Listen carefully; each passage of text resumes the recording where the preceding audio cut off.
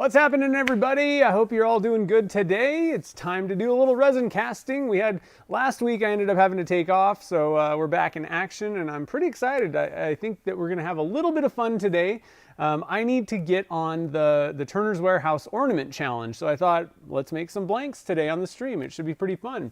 So what I'm gonna do, I know it's like way early, but they had to kind of push things like forward a little bit just so that we could get the auctions going and finished. Kind of more in time for Christmas. We want to get those funds to St. Jude. So they pushed everything up. It'll make everything go a lot smoother, I think, this year, but probably going to have a lot of people enter again this year. So I'm ready to get started. So we're going to do a little bit of a Christmas theme type of a blank today. We're going to make some mini pine cones. I am super stoked about mini pine cones, as a lot of you guys probably know. Kind of switched over to those I was using larger, like medium sized pine cones for a lot of my pine cone blanks, and they were just causing nothing but problems. And so found mini pine cones, and I've been having a lot of fun with them. So I thought a Christmas theme pine cone blank would be kind of fun. I'm gonna make them anyway, so be looking for those this year. They're gonna be coming out probably closer to Christmas. I might sell, what we make early if anybody's interested. What we make on the stream today, but I'll be stocking the same thing pretty much, probably pen blanks and handle size blanks. So today what we're going to make is like a handle size blank. It might be a little big for a Christmas ornament. These things, especially resin, gets really heavy, so just one thing to kind of keep in mind: the larger that you go, the heavier that ornament's going to be. It kind of may kind of weigh down your tree. So we're going to do that. We're going to make a batch of pen blanks as well. And we're going to use these little mini pine cones that I got here. Try and get a couple. I got them in the oven. They've been kind of cooking for a little bit. I'm going to switch to this view so that you can actually see what these things are. So they're, they're not like the super tiny ones. These are like real pine cones. I think the like tiny ones are alder pine cones, I believe. I'm not entirely certain which ones these are, like a spruce or something like that, but pretty fun. So pretty small, and they make some really cool looking blanks. Let me see. I have a couple, I think, over here somewhere. This one's kind of a, I messed up when I was cutting. So this one went into I took a little bit too much off on that first, and I realized it before I cut. But they look pretty cool. So this is the Joker theme, the purple and green one. And it's really cool. They just create really interesting little patterns in your blanks. So we're gonna make some Christmassy colors today. Should be pretty fun. I'm looking forward to it, at least. I'm gonna be using, so like I said, for this blank, I'm gonna be using a 1.5 inch PVC pipe. I apologize, I don't have, I thought that I had more clear, but I want longer ones because I wanna be able to make, I want it to end up being like a good 6 inches long. And so it's always better to kind of pour a little bit more when you're doing pipes like this and putting a bunch of stuff in there. What ends up happening is there's going to be some air, within within the mold, let's say, within the resin in the mold. And what happens is you pressurize it and that air goes away, and so you lose a little bit of your height. So it's always a good idea if you're going to be pouring vertical, especially if you're going to be putting stuff in it, embedding stuff. It just ends up, once you pressurize it, you lose a little bit just because all the air that was trapped in there is going to be gone, all that little air bubbles, and you're going to lose a little bit of height or length on that blank. So we're going to be using that. So all I had was some white PVC. I don't know if it really makes that much difference for this specifically. And then what we're going to use, I'm pretty excited about this. I just bought this from Turner's Warehouse. It's Eye Candy's Emerald Green. And it's kind of a nice looking green, I think. I don't know. Thought we'd give that a shot, give it a run, try it out. And then here's another one from Eye Candy. It's called, I don't even know how to pronounce that. Shide. It looks like a bad word in Japanese or something. But anyway, what I think this is micro pearl. I think it's the same thing, or at least very similar to Pearl X's micro pearl. Another one that is very similar to that as well is, I don't have it here, but Wine Country has the micro pearl as well. And this is what I like to use for getting that like pearl, like that very, very pearl color in blanks. So I think that this stuff, and actually let me show you, let me open up. The micro pearl is, let me get a little spoon thingy. It looks like powdered sugar. I mean, it's like super, super fine mica.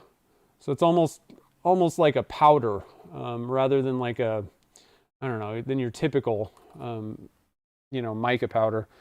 So that kind of compares to, this is what I would consider like a typical mica powder. It's a little bit larger particles and looser kind of. So I don't know, just micro pearl looks like powdered sugar to me. And so this looks pretty similar, I mean, it's like that powdery stuff. So I believe that that's what that's going to be. Either way, I know it's going to be white. There's no question about that. So it'll work fine for what I'm doing. I thought we'd test it out and just kind of see how, how does it work?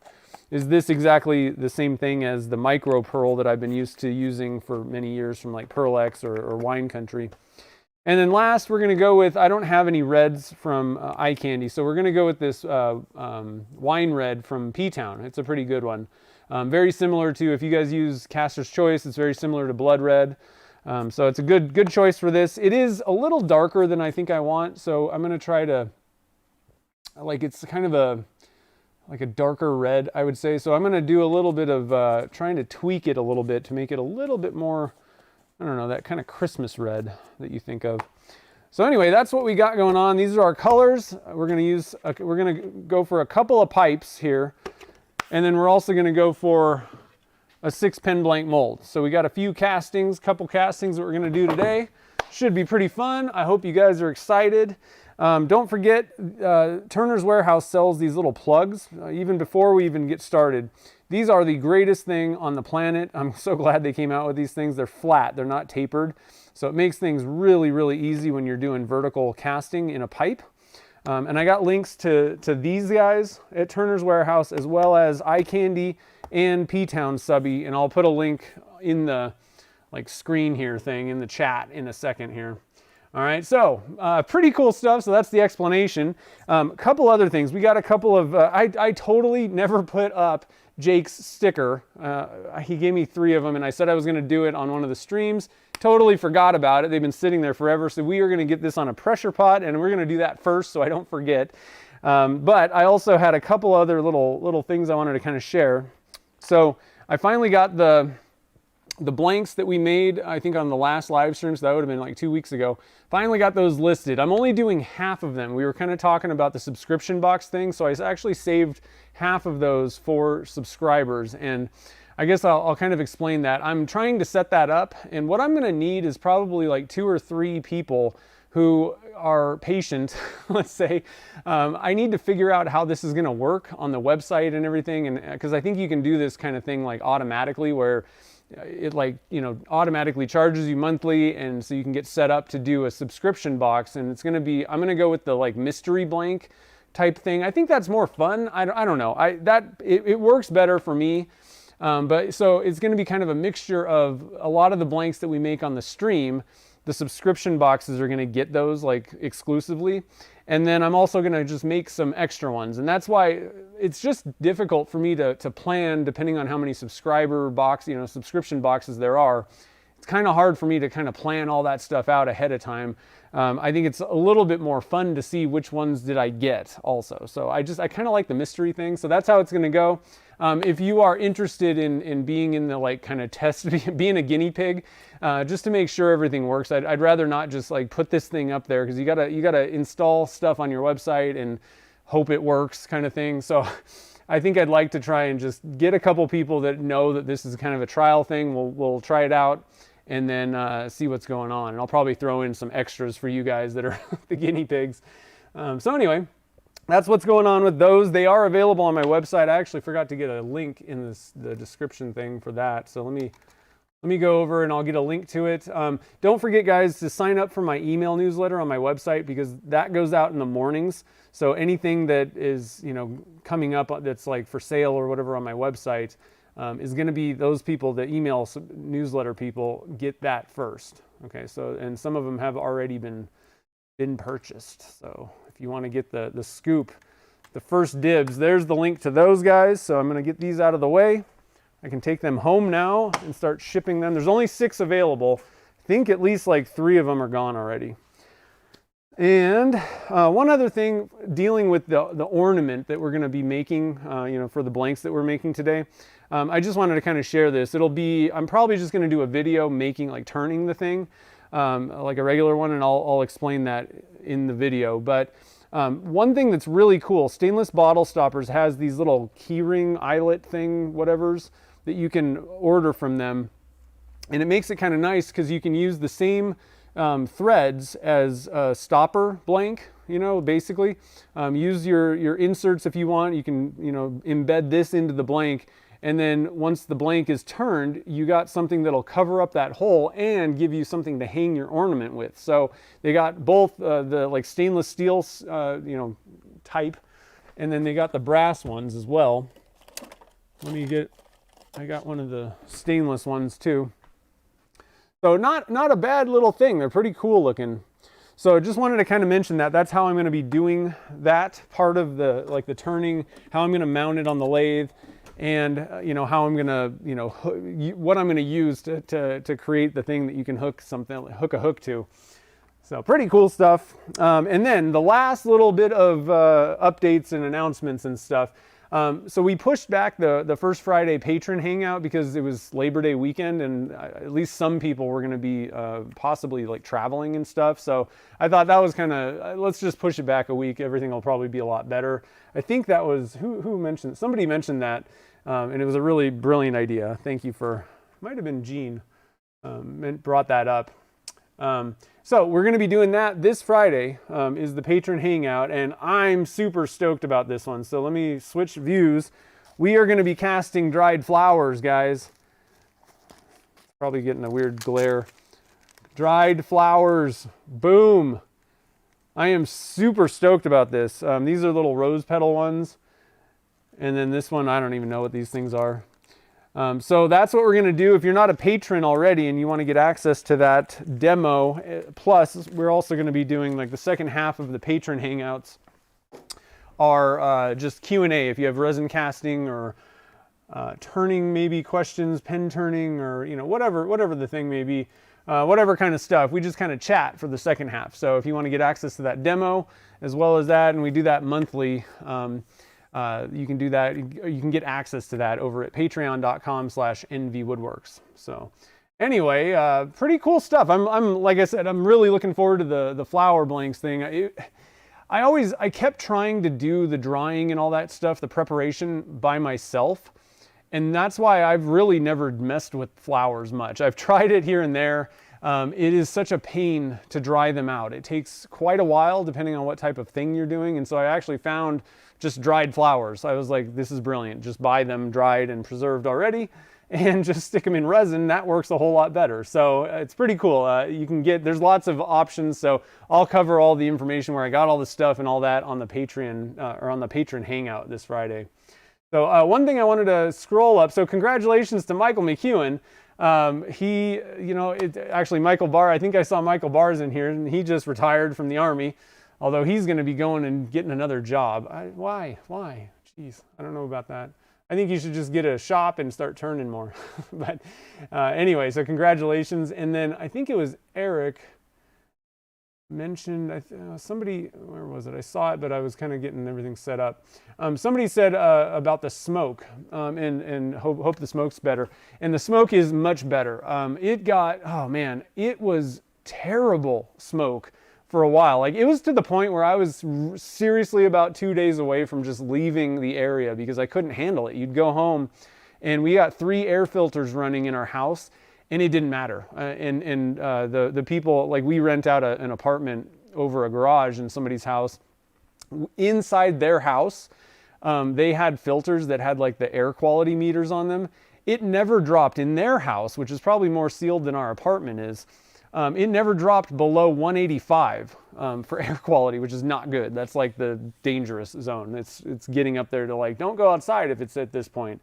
So it was getting pretty bad. Luckily, the conditions kind of changed the winds kind of died down, and just, I don't know, like the temperatures and stuff, I guess, I don't know, the weather kind of changed favorably for the fire.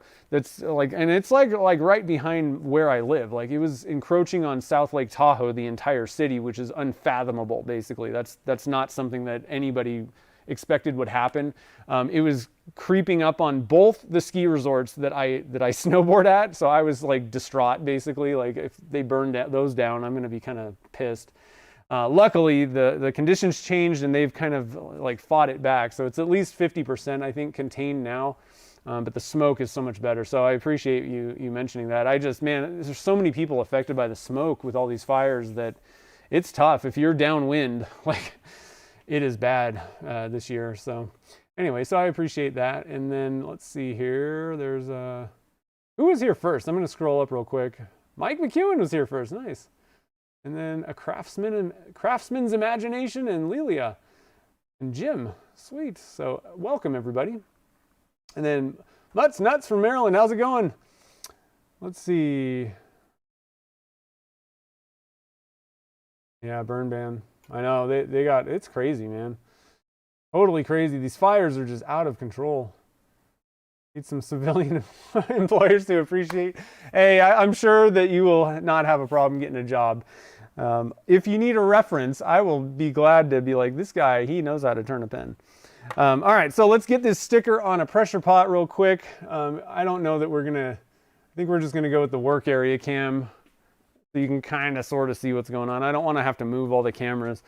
I'm pretty excited. I think I'm waiting for the Apple events. There's one on next Tuesday that I believe is just going to be phones, pretty much. But then I think in October they're going to be releasing new computers, which I think I'm going to replace the computer that I use for streaming, which also I'm also going to get a new camera. So I'm pretty excited about that.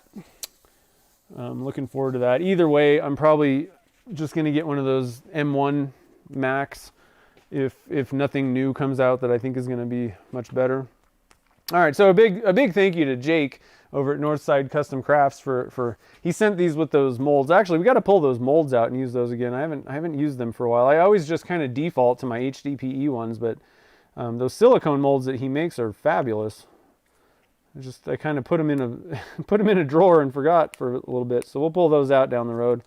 All right, so I got my sticker here. Jake is going to go, oh, not upside down, front and center on the CA Technologies right here.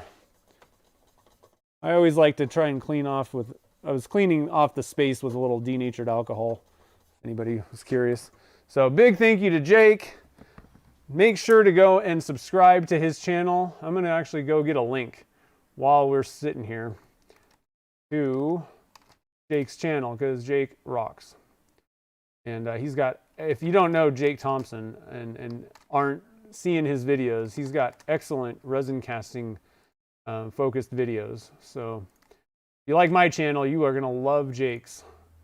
There's a link to his channel. Thank you, Jake, for sending that in. I don't know if, sometimes Jake kind of lurks in the background. He's working and doing stuff, so I don't know if he's here or not, but I don't think so, but anyhow. All right, so let's get things set up. We'll start doing a little bit of casting here. First things first, we're gonna go with these pipes.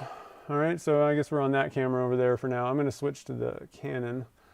So we're gonna do some pipes. This is 1.5 inch. It's like probably 7 inches long, somewhere around there. Let me look and see. I made a bunch of handle blanks, Pinecone handle blanks for Turner's Warehouse.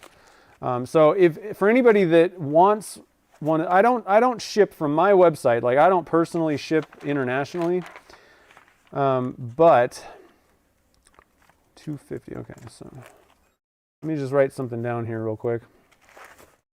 I was looking stuff up.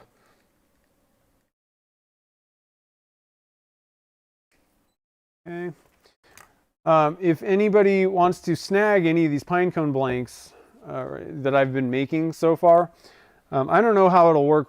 I guess it really won't work with these ones, but all the ones that I've stocked at Turner's Warehouse, they ship internationally. So if you want to snag any of those, you can head over there. Otherwise, you can just buy them from my website too. So I'm going to go and blow these guys off just to make sure there's no funky funky dust. I don't think it really matters that much since we're going to load them up with mica powders. Definitely very important to make sure there's no dust and debris if you're doing transparent castings. That's where it really matters. Now, the second thing we need to do real quick, I'm going to go just kind of off camera. I don't have a camera that kind of shows anything. It's not that exciting. I'm just going to spray these tubes with Stoner mold release off camera. I like to do that kind of aiming it away from the casting area or anything that I may want to cast. You know, you don't want to get Stoner all over your pine cones. That's not going to work too well. So I've sprayed that, and then we just pop these guys in. One little tip that I want to share with you guys that I've learned. I like to kind of soften the edges. So I'll cut these pipes, right? And then the inside edge is like super sharp, and I've totally destroyed these silicone plugs trying to shove them in. It just rips them apart. So I would take either some sandpaper, maybe even just, I use a file, and just, you know, ease that edge on the inside, and it'll make your silicone plugs last a lot longer. All right, oh, I got to spray this one. I don't want to forget to spray it. Get our resin stuck in there. And I just like, you just want to coat the inside, you know, pretty well. Just get a good coating. It doesn't need to be dripping out of there, but just make sure that all of the surfaces inside that pipe are coated, and you shouldn't have any problems demolding these guys. All right, so we got two of those. It's 82 degrees in the shop. One other thing that I also want to mention, so, you know, I'm going to have to pressurize these, and although I oftentimes will just stick these things, I have a pretty flat-bottomed pressure pot. So my CA Technologies ones, it's very slightly dished down in the bottom, so these things will just sit in there nicely. But another way to go is these TCP Global cups, mixing cups. Not a bad idea to do something like this so that they can't fall over. You know, like, especially if your pressure pot isn't like anchored down to a surface, it may be moving around when you're trying to, you know, lock it down with the clamps. So not a bad idea to have something that'll hold your pipes, you know, upright so they don't tip over or do anything. All right, so that's why that's there. I thought that would be a good tip for you guys. See here. Yeah, Jamie rocks too. Okay, good question, Eric. I don't stabilize these pine cones. That's one of the other big reasons why I don't mess with, or why I'm very excited about mini pine cones, because I would stabilize the other ones. All I do is these things are so thin. Stabilizing something like this is just going to be a nightmare. Trying to get them dry, because, you know, one of the steps of stabilizing is you're going to, you know, soak them in resin, and it would be such a pain to get it off of there, and there's really just nothing to these little pine cones. It's just not even worth it. You're not going to get any advantage really in stabilizing them, and this is, you know, I've asked other people that make pine cone blanks, absolutely nobody stabilizes mini pine cones, and really even the medium-sized ones, it's kind of like, if you're just going to make a batch or a few blanks for yourself, I wouldn't even recommend messing with it. It's just not really worth it.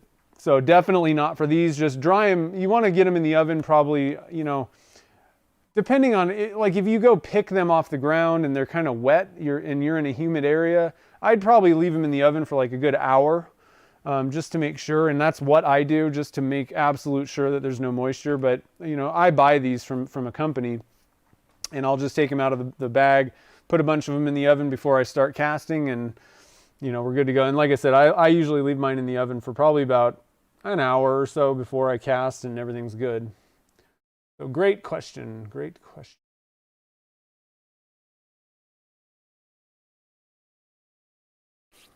Great question. Okay, so where are we at here?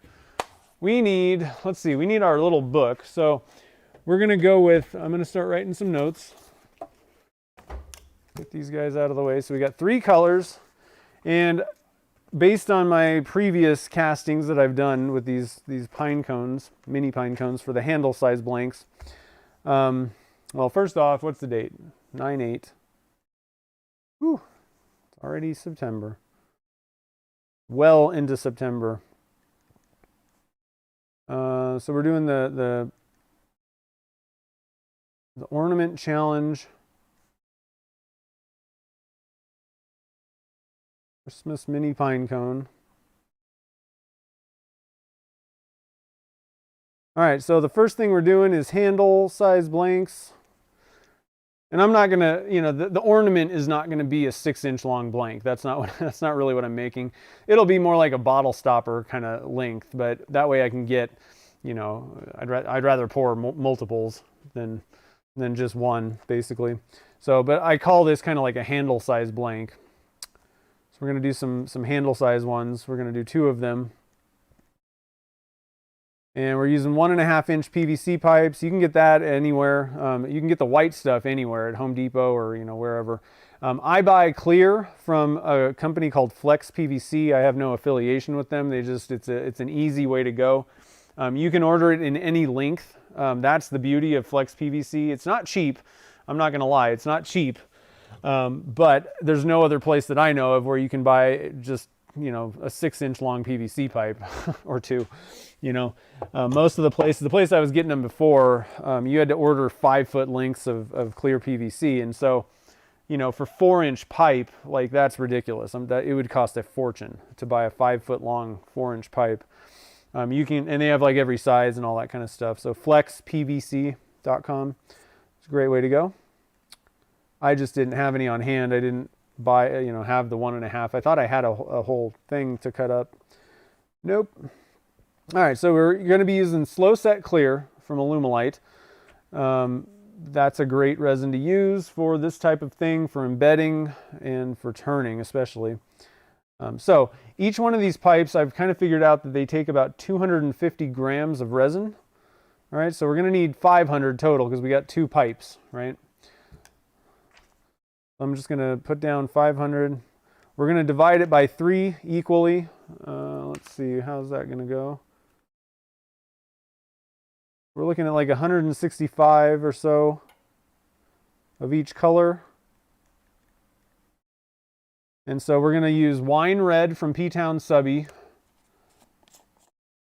Pretty good red. And what I'm going to do is I want to try and make it a little bit more, like a little bit lighter red. So I'm just going to add a little bit of Alumilite red dye. That's what's in this bottle. I don't have like I don't buy 1-ounce bottles from Alumilite. I buy like the 16-ounce ones. So I just put them in these little 1-ounce ones. But it's just Alumilite red dye. So we're going to go with 165. Let me think about this for a second.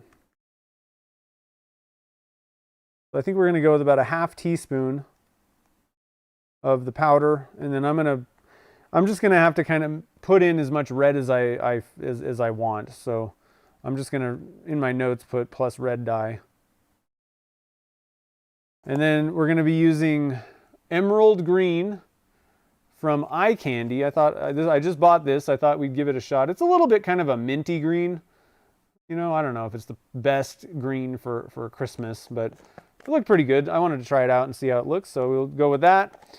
And then the last one is, let me close this. It's called Shide. I don't know. They got some weird names at Eye Candy, but I believe that what I think this is basically micro pearl. Either way, it's white. So it's going to make a white, you know, colored resin. All right, so a 1/2 teaspoon of each one of those guys. What was the other one? It's called Emerald Green from Eye Candy.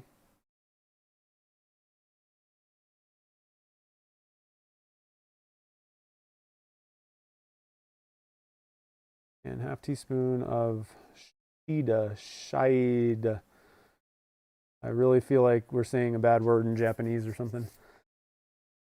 All right, so we got that going. What's going on in the chat? Yeah, it kind of does look like the Grinch, doesn't it? Yep. Okay, so 500. So what I'm going to do is I'm just going to mix up the whole 500 in one thing and then dump off. I flip-flop back and forth with this. A lot of you guys probably know that. There's different ways that you can attack this. You can either just mix it in a bunch of different cups, or just mix up everything in one cup and then pour it off into smaller cups. So I think we're gonna, oh, these don't really feel clean. Where's my clean cups? I'm just gonna get a clean cup. I don't want to mess with it. All right, so I'm gonna get, oh, you know what I forgot to do? Oh, I don't want that. I forgot to up my, so I'm hoping to get a new camera for the streams, guys, and I'm very excited about that. I need to get a computer as well, though, so just to let you know. But now, hopefully, you can kind of see a little bit better, but the new camera should be a little bit crisper if I get everything set up. And one thing I do want to mention is I want to thank all my patrons for their support. That they are kind of paying for this new equipment. So really appreciate all you guys' support over there, allowing me to get some better stuff going on in here. It's been a while since I upgraded the streaming stuff. I'm going to go with the casting view so you can kind of see what I'm doing as we get going, and then I'm probably going to switch it if I remember. So that's not in the way necessarily. I don't know, maybe I'll just leave it. Actually, let me ask you guys, because getting the new camera and computer set up, I'm probably going to switch my software and the streaming software setup. Do you guys really care about this bottom window, seeing both of these things like picture in picture during the streams? Or do you think it would be just fine to have one camera doing stuff? Let me know. I'll try and kind of stop and peek at the chat and see what you guys are saying. Should probably do like a poll. I wonder if I could do a poll. I don't want to mess with that right now. I'll do one later. All right, so I've zeroed my scale out. We're going to put 250 grams of part A.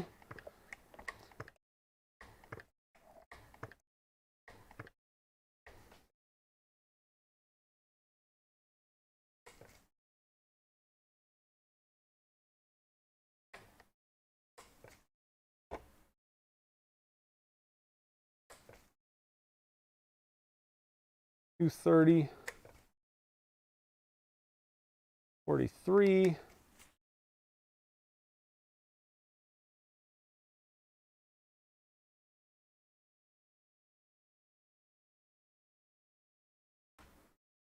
$250. Okay, I'm going to zero that out. We're going to go with part B. Now, before we get going here, I want to get my other cups ready. I am going to, and actually I think what I'm going to do here, just to save a little bit of time, because I think we're going to be kind of close. Well, I don't know. I'll just do this on these other two cups. So obviously the one cup, this cup, I can't preload any colors in there because I'm going to be dumping off into different cups. This is one of the disadvantages, let's say, to mixing everything all in one cup and then dumping it off. You know, you can't preload that one cup. But these other two cups, what I'm going to do is we're going to put a half teaspoon of, we'll just go with this green. This is a quarter teaspoon thing.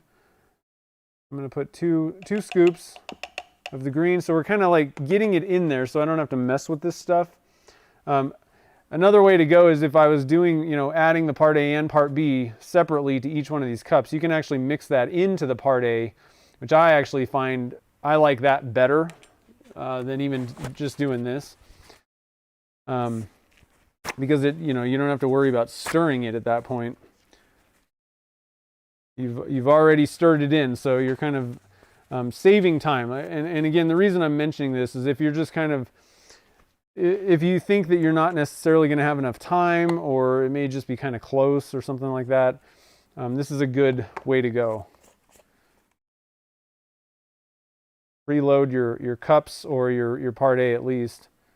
One of the two. All right, so we got our half teaspoons of the red and the green.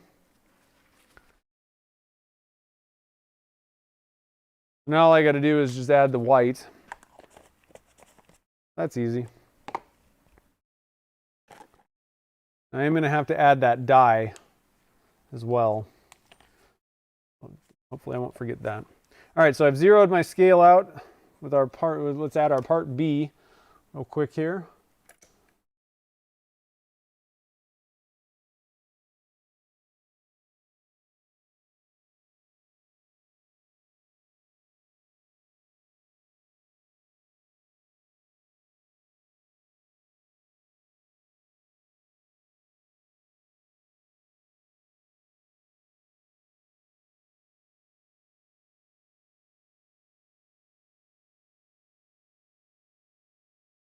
230.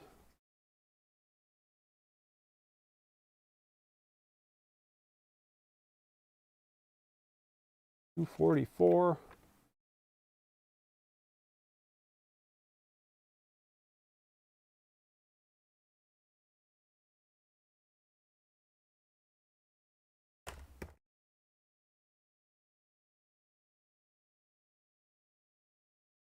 $249. Be good there. $250. Okay. I'm gonna get these cups out of the way for a sec.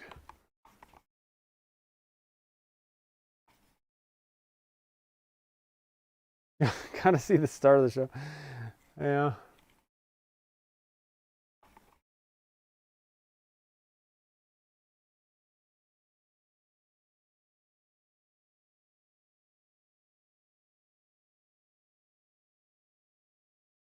Well, that's interesting, screenshotting things. Huh. Kind of like half and half.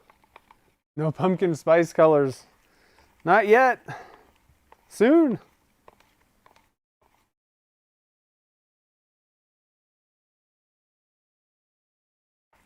I don't know what I'm going to do about the pumpkin spice creamer when that comes out. I've kind of stopped drinking that Coffee Mate creamer stuff. That stuff has so many calories in it. Oh my God. It's just nothing but sugar. So I finally quit doing that. But I don't know. I think I'm going to have to buy one of those things when it comes out because I love that. Oh, it's so good. Okay, so we got that mixed up. So we need 165 grams in each one of these cups. So let's get that going right now. It doesn't have to be exact on this one, you know, it's not that big of a deal. I've just split it in the middle. Split it into like thirds, basically. Doesn't need to be perfect.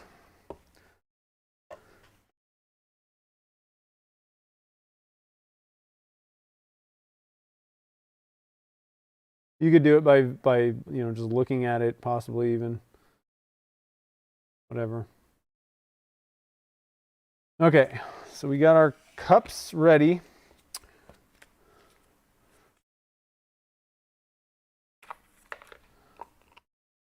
I'm going to stir this green up. Ooh, that's a pretty cool looking green. A little bit kind of on the minty green side. And if you wanted to adjust, like let's say, you know, in this case, let's say I didn't like this green. I wanted it darker. You know, again, you can add dyes or even other mica powders in, you know, mix them together, and that will adjust the color on the fly, basically. But if you're going to do that, I definitely recommend, you know, sneak up on that color. You don't need to add a lot of the dyes, especially Alumilite dyes are pretty concentrated, so it doesn't take a whole lot, you know, to alter, to make things a little bit darker here and there or whatever. So just be aware of that. Sneak up on it a little bit at a time, and eventually you'll get to the shade that you want. Actually, that doesn't look too bad. I am going to add a little bit of red dye, though. I kind of want to try and get it a little lighter, and I think that if I just add some Alumilite red dye, I think that will happen. We'll see. I'm not 100% sure. Let's just do that now. I'm just going to give it a squeeze. I know I just told you guys to sneak up on it, but I have done this before, and it's going to require, for what I want to do, yeah, there we go. That's getting a little bit more red. I like that. I think we're there. I have done it before. I just don't do it a whole lot with this specific mica and all that. But I know that to get this to the red that I want, I needed a little bit, you know, a little squeeze. Okay, so I'm pretty happy with that. And then we got our white. So go for a half teaspoon. One. And again, this is a quarter teaspoon thing. Mixing. Well, what do you call it? Measuring spoon. Not a mixing spoon. So 2 scoops. I'm going to close this so that I don't ruin my mica powder by getting resin in it when I get crazy stirring it. You get a few more of these little rags ready. Should have done that ahead of time. Okay, so let's see how this looks. I've never used this one before. So far it's looking very similar to the micro pearl type effect. Yeah, I'd say that that is definitely like the micro pearl. Very similar. I don't know if you can really see in there, but very similar. Yep.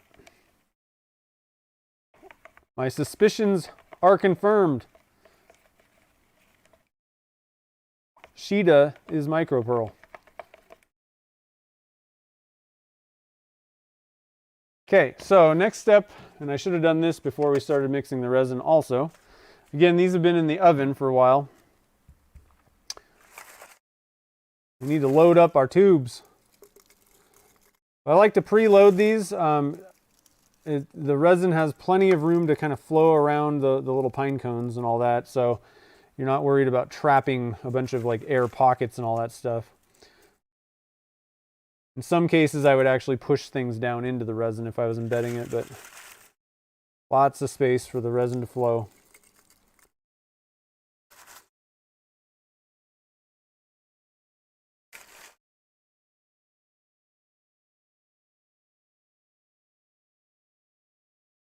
And the cool thing about the mini pine cones is it actually kind of helps keep the colors. It gives you really good swirl patterns. So whether you're doing it vertically like this or you're doing it in a pen blank brick, because the resin's kind of flowing, anytime you can get the resin kind of flowing over objects and stuff, you get excellent color swirl patterns. And you don't have to do anything. You just pour it, basically, you know. So very simple to get really great looking effects and swirls. Now the vertical pour, this is not my favorite thing. You have to kind of just keep going back and forth between the colors, and it's kind of a pain. I'm checking the temperature. We're at 106.5 right now. I think we're probably going to wait a little bit longer. What I'm looking for, the reason that we wait is one, you're closer to the point where the resin is just going to set up and turn hard. And so that helps to that's going to obviously lock your colors in place. But the viscosity of the resin also kind of keeps your colors from bleeding a bunch together. So you wait for, you know, whatever temperature, and it kind of depends on, well, it definitely depends on, each resin is going to be different. This is Alumilite Clear Slow.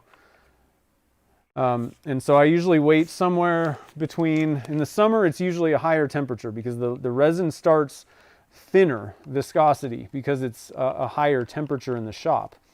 All right, so I end up kind of having to wait a little bit longer for the viscosity to get to the point where I want. So it changes depending on the ambient temperature in my shop. But in the summertime, you know, it's like 82 degrees in my shop right now. I'm probably like, you know, 110 is probably what I want to start shooting for. We're probably about there, 112. So I think we're going to start pouring. And then it's just a matter of, like I said, going back and forth. I'm just going to pour a little bit. I'm just going to do both at the same time. Pour the green, pour the red, pour the white. Pour the green, pour the red, pour the white. And then you'll get kind of a little bit of color separation going on. You don't want to wait too long. So I just want to mention that. There is a little bit of a, you know, could be some issues if you wait too long. You may not get it all poured because this is going to take me a lot longer than just dumping resin, you know, normally. Keep that in mind. I think we're going to be fine. It's not going to be a big deal today, but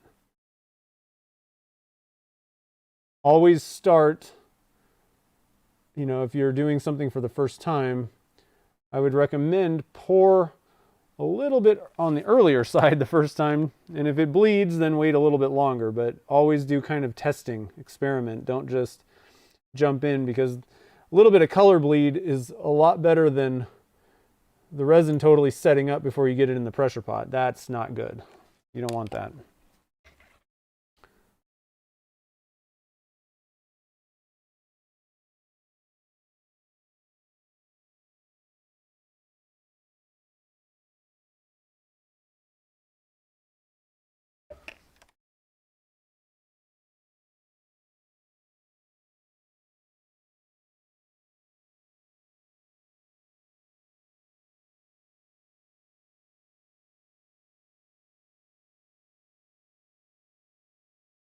Okay, going good so far. Ooh, I really like this red. So, like I said, very simple to get a really rich red. Just use, as long as you can start out with a good one. So like the blood red from Caster's Choice is a good one. Wine Country's got a pretty good red.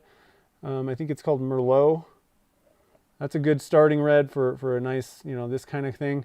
Or the wine red from P-Town.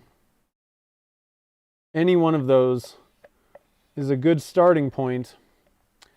And then add just, all you need to do is just add a little bit of red Alumilite dye, and it really gives you a nice looking color.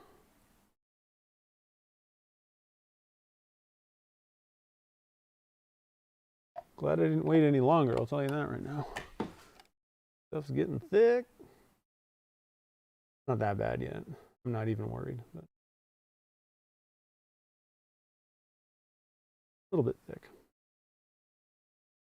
Okay, so we got them full. I like to give it just a little tappy tap on the bottom just to, you know, just in case. Then I'm going to pop them into my little cup just as a little precaution to make sure it doesn't, these things don't fall over. And then if you look behind in that little bottom corner thing, see, this is where that little bottom camera is kind of nice, because otherwise I'm pretty sure that I probably would not be switching camera views on the fly when I got resin setting up on me. I don't know, it's tough. Some of the software I don't think will even allow it, or the ways that you can hook things up won't even allow 2 inputs depending on how I do things. So just thought I'd kind of see what you guys had to say about it. Looks like it's kind of a 50-50 or so. All right, so we got this thing pressurized up to 70 psi. Again, as always, guys, be careful with your pressure pots and make sure that you're not over pressurizing. Whatever your pressure pot, whatever the sticker says the max psi is, you do not want to go over that number. So that's where you start running into issues. Mine are good to 80 psi. So, you know, I even personally just kind of, there's not a big reason to go a whole lot higher than that. I mean, realistically, 50 is plenty. I like to go up to 70 just in case there's like some kind of leak or something that happens. I got a little bit of a wiggle room, you know, that it can lose some air, and I still, like, basically if you get below a certain point, the bubbles will just start growing back. So you need to probably be up above 40, I would say, is probably the minimum I would ever go. I think 50 is a good number, again, just because most pressure pots are not going to be 100% sealed. Like, you're going to lose a little bit, you know, over some time. And especially for your slower setting resins, that's where things are really important. Alumilite Clear Slow, I mean, this stuff is going to be hard in 30 minutes. And so it's very easy to get a pressure pot to be sealed for 30 minutes, you know, total. Like, it's not, you're probably not going to lose that much. However, if you're using an epoxy that's got like a 9-hour or 24-hour or, you know, whatever, a really long working time and like cure time, or let's call it demolding time, where, you know, it's hardening, you know, you need to keep your pressure pot sealed for possibly 8 hours in some cases. That's a little bit hard. That's much harder. So I like to have a little bit of a wiggle room in that case, just to make sure that it doesn't drop below a certain point. Technically, all my pots are pretty much sealed as well as possible. I mean, they're not going to really do that. However, leaks happen. You get the, you know, if the gasket, something happens to it, and you got like a slow leak, it could easily drop 10, 15 pounds over, you know, overnight. And for those slow setting resins, that's kind of why I like going with a higher thing. However, you don't need to get an 80 psi pressure pot to get decent results. 50 is plenty, you know, more than enough. Doug, yeah, I hope they come out pretty good. I don't know, you know, again, this is for anybody that's just joining. We're going to be doing these. I'm making a blank for the Turner's Warehouse St. Jude Christmas Ornament Challenge. I don't even know. I don't have any of the information. I apologize. I really should have looked that up. That was not smart. I did put, no, I didn't put a link in the edit. Oh, let me go and get a link. So, and I was gonna put links. I forgot to do this. I'm gonna put some links in the chat here to the mica powders that I just used. We got, I think this is the eye candy. Yeah, that was the eye candy one. And these are all at Turner's Warehouse. These are affiliate links. There's P-Town Subby for if you want that wine red. And then this is a link to the plugs. And these are all already in the description of this video. So there's those. But I also want to go get you guys. There's they have more information on their website about St. Jude. I'm just going to put that because I didn't even look it up. I know it's coming up. You need to get it. And the way this works, you need to get this thing sent. Like they have to have it, you know, like you make an ornament and you're donating it. You're giving it to Turner's Warehouse. So you're going to have to ship it to them. And it needs to be in their hands by a certain date. So that's just the way it works. Let me see if I can find that date. I don't know if they said. I was gonna look it up. Chad's like on vacation. Okay, so the deadline is it must be physically received by Turner's Warehouse by October 15th. That's the date, okay? So make sure you're getting on that, and they have an entry form on their website. I guess there's an entry form. I've never seen that before, but that's, I think, a little bit something kind of new. So just to let you guys know, so it's pretty fun. You make these ornaments, send them, and then what happens is Turner's Warehouse auctions all of these off, and all the proceeds go to St. Jude. It's pretty awesome. And like last year, I think there was hundreds of entries, so I don't know how much money they made, but it was thousands. The other cool thing is and I'm pretty sure this year's no different. Last year they had ridiculous prizes. I'm talking like lathes. So if you want to get into a contest and have a chance of winning something, this is a good one because they got tons of prizes. I'm going to be putting up a blank box, probably like kind of like a mystery box type thing. So I'm going to be doing that this year. I'm going to be in the middle of switching websites, so I didn't want to do a gift card because it'd be kind of weird. So I'm just going to put a bunch of blanks together myself. So I'll be sponsoring them. But I know Easywood Tools is they are way super sponsoring this, and they're even going to be matching donations. You know, whatever they raise, up to I don't know, like $1,000, $2,000 or something like that. So they're basically just tossing thousands into it. Plus they got lots of prizes. So there's lots of cool stuff. Last year, Record Power gave away some. I think at least one lathe, maybe two. They hooked them up with that. They had like Chucks and like all kinds of other makers out there had, prize packs and all that stuff. And there's tons of different categories that you can enter into. So go and, you can find out all the information. Did I put the thing? Here's the link just in case I forgot to put the link. So that's where you can get all the information. Turner's Warehouse pages. Yeah, I guess I didn't put that yet. So there it is. That's all the information you need. And Richard with the $10, I appreciate it, buddy. Thank you for the super chat. That's also going to the new equipment stuff. Super chatters, actually. That's a good way to, if you want to help support the show. Super chats will be going into the new camera and new computer fund. I think I'm going to get a Mac Mini is what I'm going to go with for the computer, just to let people know. I've done some research into it. I think that I'm pretty sure that the one that's out right now, the chips, how it's set up, I think would do just fine. But I'm waiting to see what comes out in October, because if they get the new chips in the Mac Minis, then it's going to be like game on for sure. So anyway, I appreciate it. Thank you for the support. All right, so we did some handle blanks, and for anybody doesn't know Alumilite Clear Slow, that's the resin I used. It's a pretty fast resin. So I got it in the pressure pot, and really I can take these things out in like probably 2 hours, 3 maybe. I would probably pull them in about 2.5. So very quick in and out of the pressure pot. That's one of the nice things. It's also a quick working time, so I'm not sitting there waiting for that temperature. Because if I was using, Amazing Clear Cast, for instance, just randomly, it's an epoxy that has like a 40-minute working time. I mean, I would mix it up, and especially on the stream, I would mix it up, and then we would sit here for 40 minutes while I wait for it to get the right temperature. So for me, someone that sells blanks, I don't want to be sitting waiting with a gun. I want to be mixing them up, wait a few minutes, and then it's time to pour. So that's why I really like Alumilite Clear. All right, so the next one, we're going to be doing some pen blanks. I already got my mold heating in the oven. It's going to be pretty hot on my fingers, I think. This oven is just nuts. The way I just cannot get it to stay dialed in. But we're going to do a 6 pen blank mold. Oh, ouch. It's really hot. Can I get this thing to sit down? Oh, I can. Okay. So first things first. Damn, that thing's hot. My oven's too hot, guys. All right, so first things first, I'm going to go off the camera real quick here, and I'm going to spray that mold out just a little bit.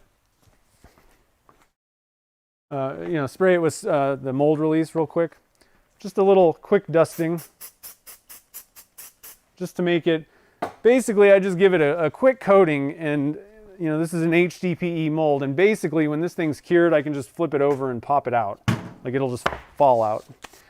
Usually HDPE doesn't fully need, like especially like a brand new mold. Probably doesn't necessarily even need to be sprayed, but it will make things easier to demold. You won't even have to take it apart a lot of times, and it'll keep your mold. It'll extend the life of it a little bit. Now I'm going to get these pine cones in here already, so I'm just going to dump them out and even them out. Push them down a little bit so there's not too many. I want to get them nice and loaded, just like my tater. I think that's enough, but I got another little tray here, so we'll just fill in a couple of these little low spots here and there. I want to make sure we got plenty of pine cones, lots of cool shapes going on. And this mold is a 5" by 6". Let's see, 5" by 6" wide. I can get 6 pen blanks out of that. Okay, pop it back in the oven. Oh, camera wasn't on the right place. I need a camera crew. All right, so I've just dumped it in and I've just filled it up with lots of little pine cones. No big deal there. Put it back in the oven. I mean, you would have seen it eventually anyway, but. Okay, so again, we're gonna get our notebook out. And I'm gonna look something up. Like I said, I've been making a lot of pine cone blanks. I already made tons and tons of batches. I should have this burned into my brain how many grams they were. I made so many for Turner's Warehouse.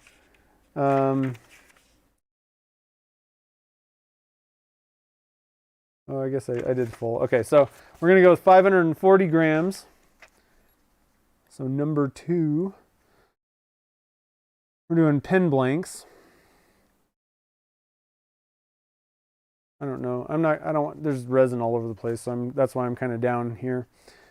Same thing we're gonna be doing, I call that my 6 blank mold.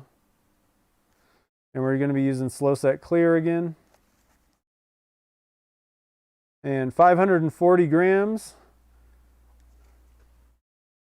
See what we can do here. That's going to make 180 grams of each color if we split it by, in 3.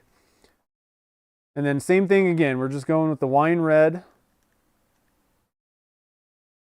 We're going with the emerald green. The wine red was from P-Town. Emerald green is from Eye Candy, and we're going to go with that Shide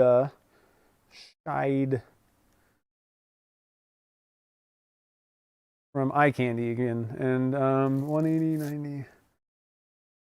So this time, I think we're going to go with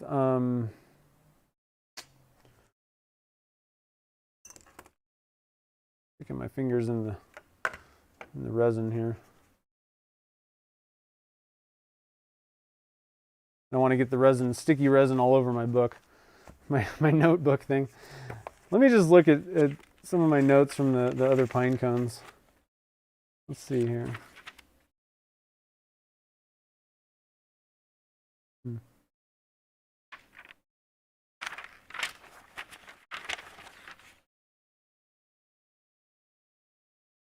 Yeah, I think we're going to go with about...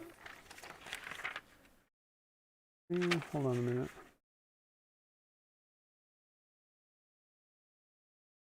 Yeah, we're going to go with 3/4 teaspoon. We're going to load it up.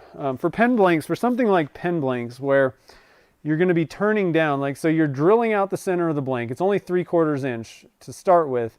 And then you're drilling out, you know, sometimes up to 1/2 inch or so out the center. And then you're going to turn it down to this like super thin thing, right? So if you don't put enough of this powder in, then once you've turned it really thin, there's just nothing really left there. And so it's not very, it doesn't look good in the final pen. So you really need to load up something, you know, pen blanks, or if you're making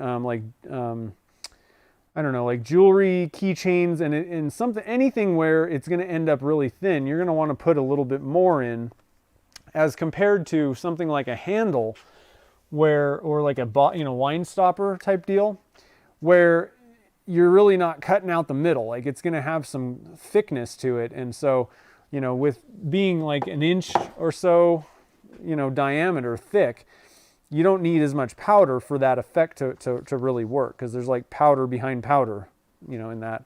But if it's only 1/8 inch thick, then there's really just not enough powder per like square inch of it, or, you know, whatever. So always load it up pretty well. I don't think that you can put too much mica powder in resin. I don't think there is such a thing as that. So just to kind of let you guys know, so we're going to go with 3/4 teaspoon on each of these, and again, just to kind of give you an idea, so we're putting 3/4 teaspoon in 180 grams, you know, for each one of these colors. Each cup's going to have 180 grams. So that'll kind of give you an idea. I think that at least a starting point, you know, some powders may require even more. They're a little bit kind of more transparent sometimes.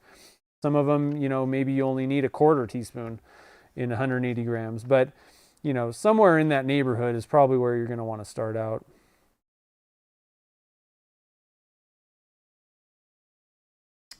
It'll give you an idea of where to kind of begin. And then again, we're going to add a little bit of, add like a squeeze of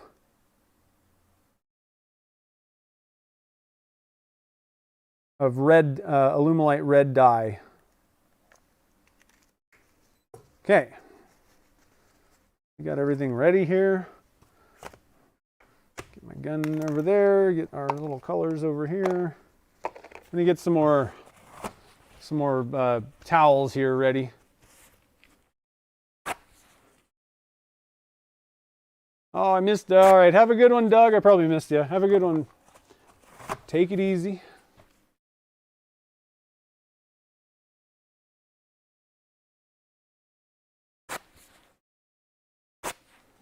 Yeah, you can buy pine cones if that's, I'm guessing, Bob, how dry did the pine, yeah. I usually just buy, you can buy them from like, there's like a lot of like flower arrangement, like wedding, you know, centerpiece arrangement places and all this stuff. That's actually how I kind of found out about the dried flowers too. It was on one of those types of deals, how I got the idea.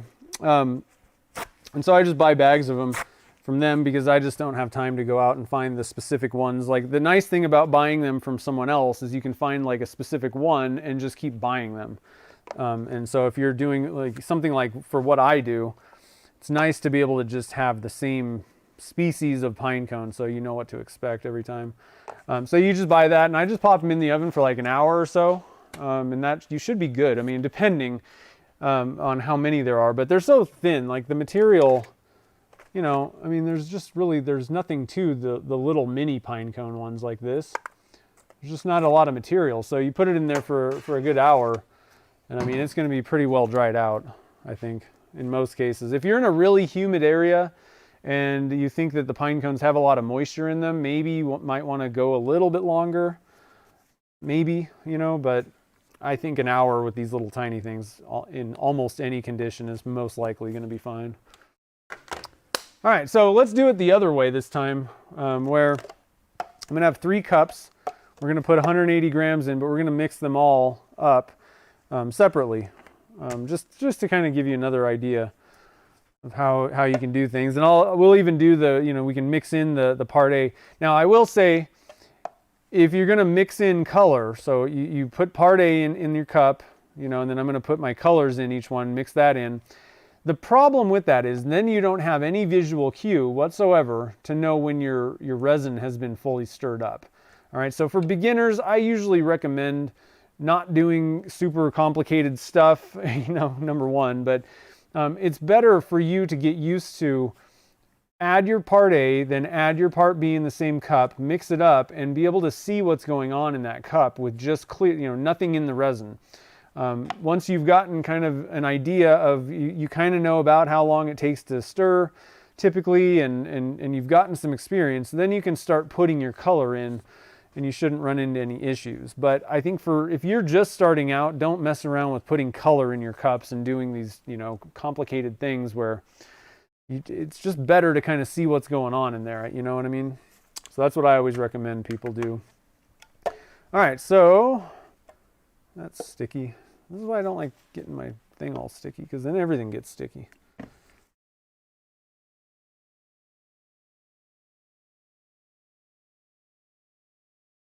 I can't stand that, you know? Okay. Oh, man, there's more sticky stuff. Sticky stuff everywhere.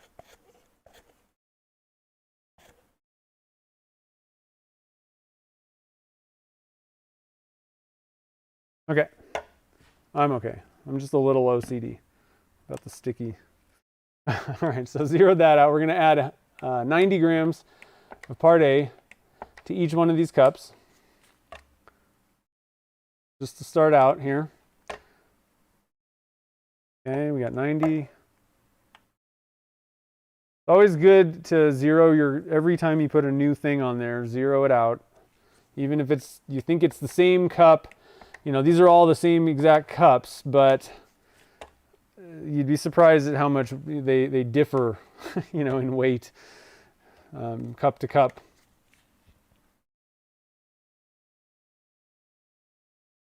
No, I don't really use alcohol inks ever. I have tried it. I don't really like them. You can make alcohol ink basically out of Alumilite dye, just add alcohol. So I don't really buy them usually. I have some, but the problem with alcohol inks is they're super diluted. And so for what I do, it's not particularly useful having that for the most part. Where I find them to be the most useful is if you need just, you know, if you want a very specific tint to a lot of resin, like you're making like a bigger, like a bowl or a sphere or something like that. Alcohol inks are easy because, you know, there's lots of different shades, so you can find the exact shade that you want without having to mix a bunch of colors up. And no matter how much you put in there, it's not really going to ever get dark or anything like that or change the color. So that's where it's good. And, you know, if you're doing like the drop things, like the, what do you call that? I don't know what they call it, but where you add like white and it's like the Petri dish look kind of thing.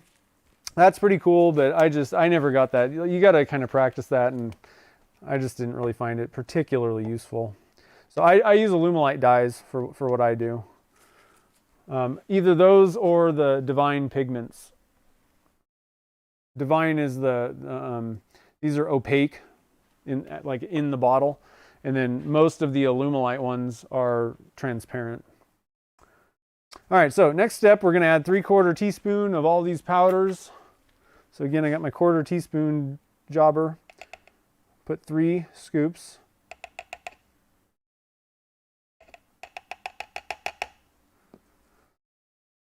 Of each color.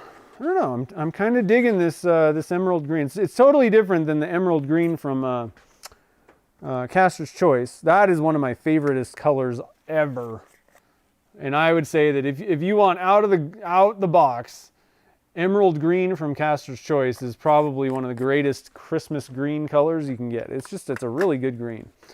But I'm digging this. It's kind of an interesting color. I like it. And like I said, I wanted to just kind of try out the eye candy and see how it goes, see what the deal is with it. Typically, I would pull out the emerald green from Caster's, though, for Christmas green. And like I said, you can alter colors. Just add a little bit of dye in there. And you can, you know, create your own shade, basically. Lighten it, darken it, change it. Just like, you know, dyes. You can do the same thing with just doing dyes. Get yourself a color wheel if you wanted to get like custom colors and make, you know, your own things. Get a color wheel so that you know what to add to certain, you know, what two things create this other one. It'll kind of help you out with that stuff.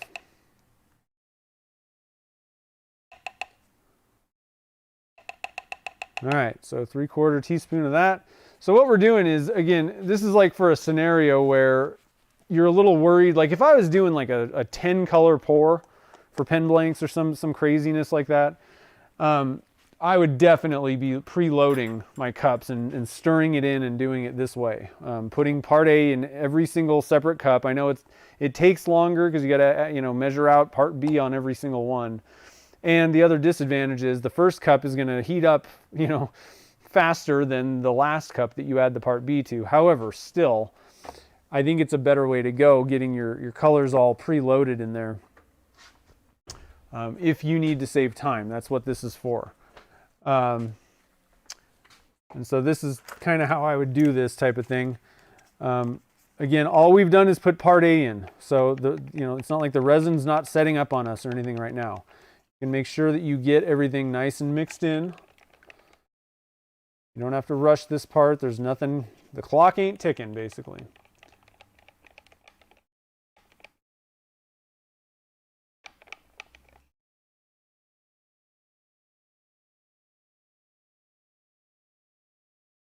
Okay. Stir this in, and like I said, I'm going to add a little bit of that red Alumilite dye. Kind of make it a little bit more red. I don't know, lighter, I'd say.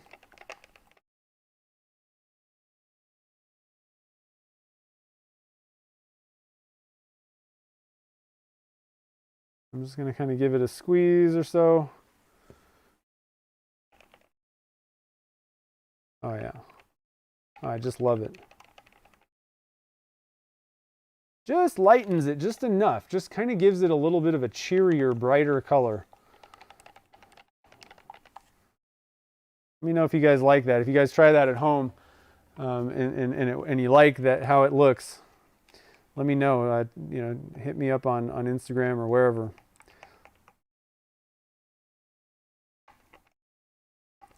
Now another thing about, so this is that Shida, S-H-I-D-E, or micro pearl. Typically micro pearl is like super clumpy, and so this is really a good reason to add your, you know, your powder to the part A. In this case, if you're using one of these, interference powders tend to be like that, kind of clumpy, because they're very, very fine powders. It's almost like powdered sugar, and so you got to kind of break up the little clumps. So just adding it to your part A first, I got all the time in the world to get this stuff mixed in. Plus, when it comes to Alumilite Clear Slow and just their clear regular, the part A is thinner also on it by its own, or on its own by itself, than the part B. Although Alumilite Clear is really not very thick in the first place, but it is even thinner with the part A only, which tends to, I find, allow for mixing in a little bit easier. So some resins are different where the part A is actually thicker. And in that case, what you can do, if you're using a resin where, you know, one part, you know, the part B is thinner than the part A, then you can just put the part B in first. There's no reason why you have to put part A in first, you know. So I would recommend go with the thinnest one, is what you add first in this case, because it just makes, you know, mixing stuff in much easier. Okay, so we got our part A's, we're ready to go. I'm going to put this guy on our little scale here and zero it out. We'll go 90 grams of part B. Man, I gotta, real quick, most of you guys know if you use Alumilite Clear that the little part B tends to like clog up kind of. What I've got is there's this like clump of part B kind of, it's not really like it's clogged up totally, but there's this like hardened thing at the end that I just kind of clean out, make things go a lot better. The part B kind of tends to like harden up on the outside of these jugs. Sometimes you got to kind of clean Clean that nozzle. All right, let's see how that, oh, look at that. It just flows nicely now.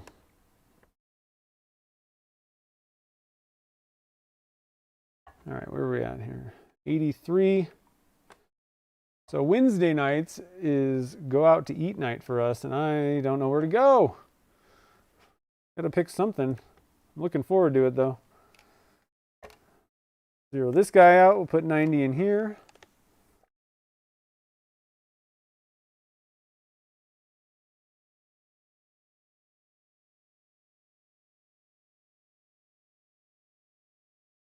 $87.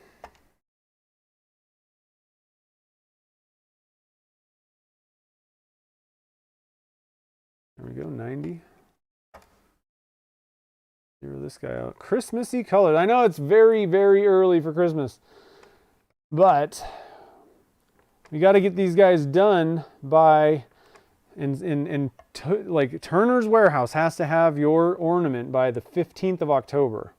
And I know that's a month away, so, you know, I'm still, you know, but you really want to get on this early and get it to them earlier. It actually helps them if you get it to them as soon as you can, so that they can get everything, you know, because they got to take pictures of every single thing that you take. They got to get it set up in like a photo album. So they got to do a lot of work on their end to get these auctions to work. So if you can get your ornament done earlier than the 15th for them, you will be doing them a huge favor. All right, so I just want to kind of mention that, guys. And I want to get this done to kind of spread the word a little bit anyway, so that's why it'll help them, and hopefully we'll kind of spread the word. So again, all of the proceeds of this charity go to St. Jude, and then there's lots of prizes available for you guys. So make sure that you make an ornament. It can be anything. It can be made out of any kind of material. There's all kinds of different categories. So check it out. Check it out. And we appreciate everything. I'm not part of the thing, so I don't want to make it sound like I'm tagging myself on with Turner. Turner's Warehouse is the one that puts this thing on. I just support them. But I know everyone there really appreciates all you guys, you know, doing this. And the money that we raise, or they raise for it, is just phenomenal, and obviously goes to a good cause.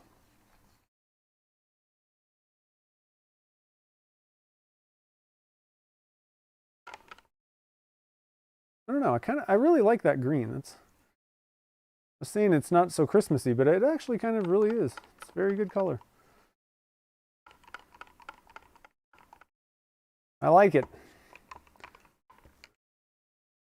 And the white. Richard won a prize. What'd you win last year? They had some really good prizes last year, and I think they should have. I think they're going to have really good ones again, and lots of them again this year.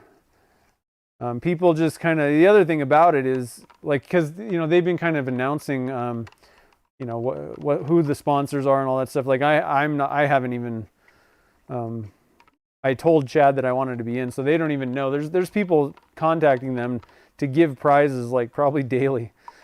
So let's see here. Jay's asking about pressure. Yeah, I don't use vacuum for anything. I don't really believe that vacuum is the way to go for resin. Vacuum is a good thing for silicone mold making.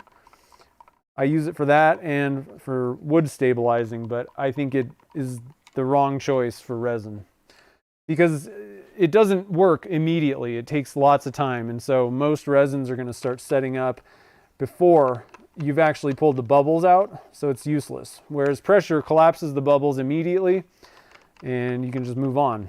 You know, it's done. Once the resin sets up, the bubbles are effectively gone. They're in solution with that material, and they aren't coming back. Some people do use vacuum, but you got to have a resin that can work with it, and there are very few that really do, it seems like. Some resins have, they have like, what is the word, solvents in them, which when you put it under vacuum actually lowers the boiling point of that. And so what can happen is your resin actually boils under vacuum. There's so many ways that vacuum can go wrong, and it usually does. that it's just I don't recommend people use vacuum for resins. I've never gotten it to work myself. And there's no, like I said, for pretty much, there may be certain circumstances where that might be a better way to go, but for most things for everything I do, there's no benefit whatsoever using vacuum over pressure. Actually, pressure works better. All right, so let's see here. Where are we at temperature-wise? We're going to be waiting for about 115, I think, on this one. We're at 99.5. 99.5. The ornaments, I don't think they have to be turned. I don't think that's any kind of like a stipulation. There might even just be like a category for not turned type things or something like that. But I'm almost certain that you don't have to turn it.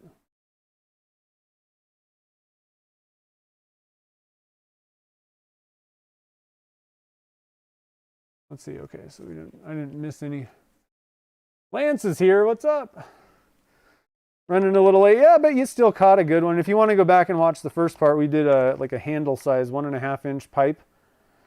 So you can watch the replay whenever it'll be ready, if you want to check it out. Actually, if you want to, there's lots of announcements at the beginning that you might want to, if you're interested in that. There was lots of announcements this time. That last cup's at 99. So this will just give you a clue. So this is the first one that I started mixing. It's at like 105.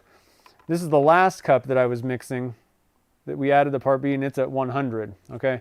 So when you're doing it this way, the first cup is going to be hottest, you know, like it's going to start heating up faster than the other ones. So if you have a situation where you have multiple cups, what I recommend is to mix up the one that has, if you're doing different amounts in each cup. In this case, it doesn't matter because they're all the same, but let's just say that, you know, the green only had, 50 grams in it, and this one had like 100, and this one was 200. I would mix the green, the smallest amount first, because larger amounts of resin also heat up faster. So trying to kind of stack the cards in your favor, going with the smallest amount first, and try to even out that difference when you're mixing multiple different, part A and part B cups from the beginning. The way to get around it, obviously, is to mix the resin in one cup, in the beginning, and then just dump off the resin. But we were trying to kind of save time by adding, the powders in. I was just doing like an example where if you're really up against the clock on your working time, then just, put the part A in the cup or whatever, half of it in there, add your mix and stir in your dyes and stuff, and you'll have more working time. I didn't need to do it this way. I wasn't worried about time on this, but I just wanted to kind of demonstrate that you can do that. That's a thing you can do to save a little bit of that working time. All right, so we're getting pretty close. I was going to pour at about 115 Fahrenheit. And again, every resin's different. Every shop even is different. Whatever the ambient temperature is in your shop will affect most likely will affect what temperature you're aiming for. So right now in my shop, it's 83 degrees Fahrenheit. And I'm pouring these guys. It's Alumilite Clear Slow, and I'm going to be pouring. This first cup is almost at 115 here. I think it is actually. So yeah, it's 117 actually. So we're going to start pouring. Let me actually move this stuff. And this is the beauty of these pine cones. They distribute the resin extremely well. So you get like these really awesome patterns by all you got to do is just kind of move the cup around, and it's going to kind of create these really awesome patterns for you without having to stir it or do any messing around or anything fancy. It's like the no skill excellent swirl method. just use like pine cones or anything like this. Like choya would work, the same idea. Even wood chunks and stuff. If the resin can kind of roll down off of a material, it ends up giving you pretty good, patterning in your blanks.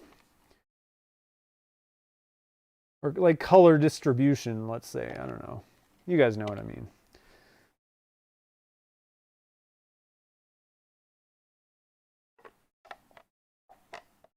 Yeah, these are going to be super Christmassy. I'm liking these.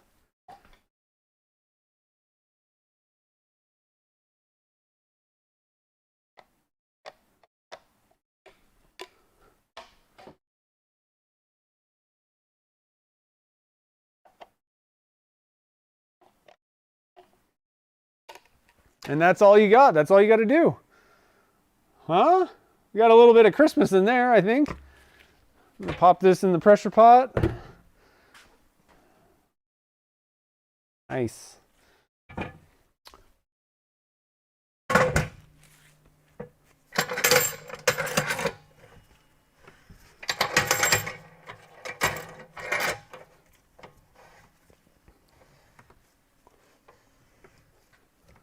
And pressure. And again, for anybody that's just kind of joining the fun here, you never want to go over, don't exceed the working pressure or the max PSI that your pot says. Mine can go up to 80. I take them up to 70 usually. So if yours says max pressure 50, don't go above 50. That's where you run into some problems. So anyway, we got that all done. I am super stoked about those. So again, what we're doing here is we're going to be making a Christmas ornament out of one. I'm going to be for the Turner's Warehouse St. Jude. And if you didn't see before, I'm going to switch to this other camera view real quick so you can see this a little bit better. This is one of those stainless bottle stopper. I think they might call it like the keychain or something. I don't know what they call it. But you can get this at stainlessbottlestoppers.com. And this will make it easy to mount the blank. We drill out a 1/2-inch hole and glue this insert into the blank. And then that way you can just screw it onto the turning mandrel that they have. But then at the end, then we just screw this guy in. And we got a nice little topper thing for our ornament and a way to, without having to drill holes in the blank or do anything weird.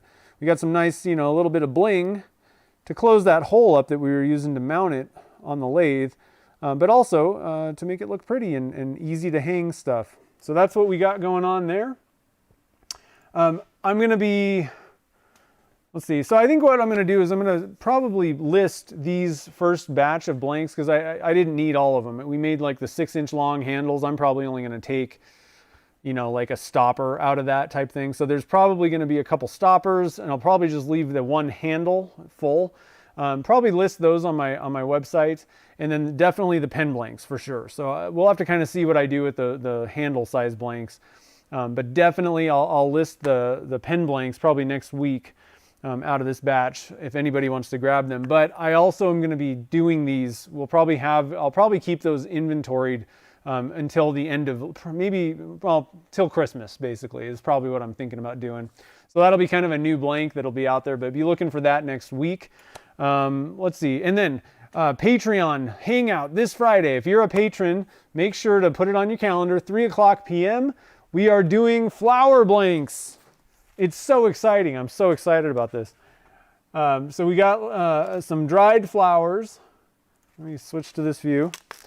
Look at these. Oh man, they're all like colorful. That was one of the issues. I've tried drying flowers out myself, and oftentimes they don't look nice when they're done and they don't have the color. And so I found dried flowers that you can just buy and they work and they're awesome. So we're going to do some flowers, and I got some rose petals. Look at that. Ooh, fancy.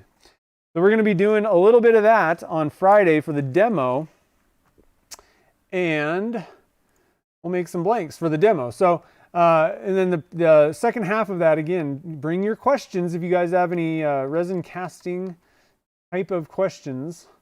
I'm going to get you a link for anybody that wants to become a patron and get access to that this week. So that's Friday at 3 p.m. Pacific time. We'll be doing the flower blanks. So here's a link to Patreon. Always appreciate everybody's support. Thank you to all the patrons. And again, we're going to be getting some new equipment. So all of the support from Patreon is going to be going to fund that. So I appreciate all of you guys' support. But like I said, if you want to get access to the monthly Hangouts, you can do so over there at Patreon. And let's see, was there anything else that was coming up? Don't forget, there are blanks available. Let's see, I took 3 out of, we did 2 different batches. So I took 3 out of each batch. And then I don't know exactly which ones. Some people have bought a couple of them, but they're available on my website. The abalone type, ghost pearls that we did last week.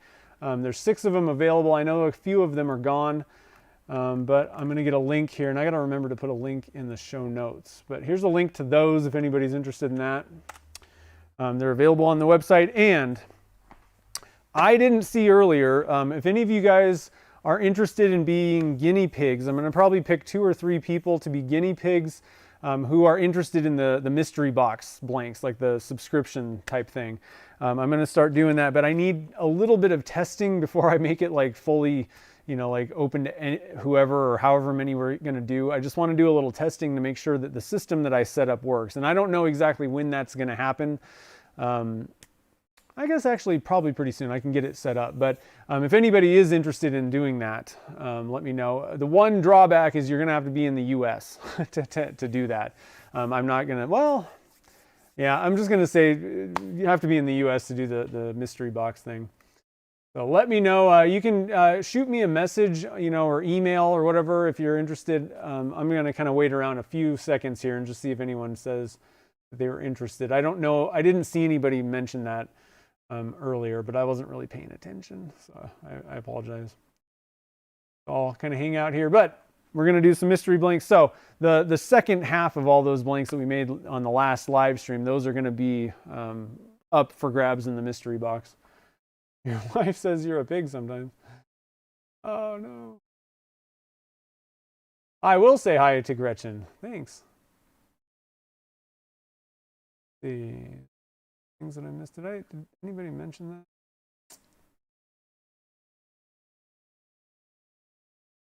Missed that.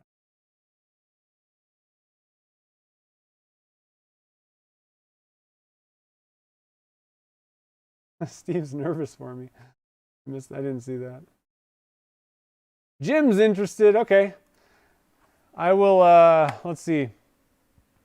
Maybe just shoot me an email, zach@nvwoodworks.com, and let me know. And basically, I need to get it set up on my website first, the way that it's going to work. A lot of this has to do with just seeing how everything kind of works.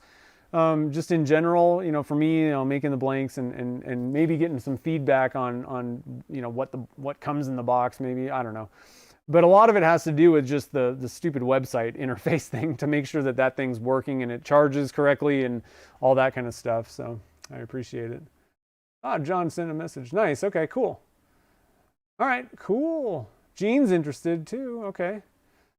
So just to let everybody know about that, you're gonna get charged for it. So I just want to make sure that everybody knows it's not going to be a free thing, because we got to make sure that the credit card thing actually works for payments. So it's going to be a little bit of time before this thing rolls out, because we're going to need to do a couple months worth. But for anybody that wants to be a guinea pig, trust me, I'll make sure that you guys are rewarded with with what comes in the box type thing. So I appreciate that. So yeah, if anybody's interested, shoot me a message. I'm probably just going to pick like 2 or 3 people to do the kind of guinea pig part, and then once I'm you know, sure that everything's working, then I'm just gonna, you know, I might limit how many there are per month, just to make sure that, like, I don't want it to get totally out of control, but probably going to be enough for anybody that wants to do it.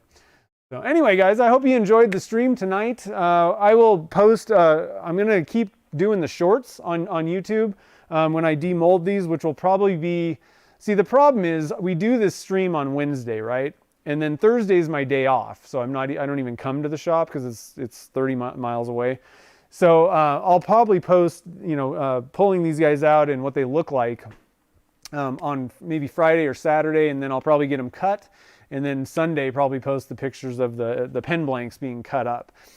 So it should be pretty fun. I can't wait to see how these things turn out. I'm pretty excited about them. Hopefully you guys had a good time and are excited to see how they look. And again, don't forget to get an ornament made if you want to, and make sure to get it over to Turner's Warehouse before October 15th. And again, those things will be auctioned and we'll raise lots of money for St. Jude. It'll be awesome.